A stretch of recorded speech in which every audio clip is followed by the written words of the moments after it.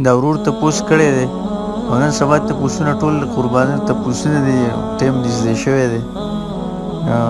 ورور وایي چې دا قرباني کم ځای کې ذبح کول بهتر دي.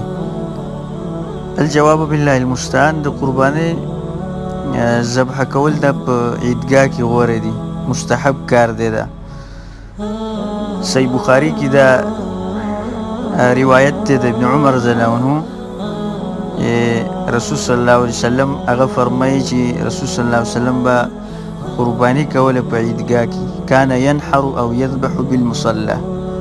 نحر به یې کوو، خان به یې لالول، یا به یې ذبح کوله په عیدګاه کې به یې کوله. نو که یو سړی په کور کې کوي هم جایز ده، په دې کې هیڅ خبره نشته دی. په کور کې هم قرباني کولی شي، په عیدګاه کې هم کولی شي، چې کوم ځای دته اساني او خلکو ته پکې تکلیف نه وي او دته پکې اساني. والله اعلم.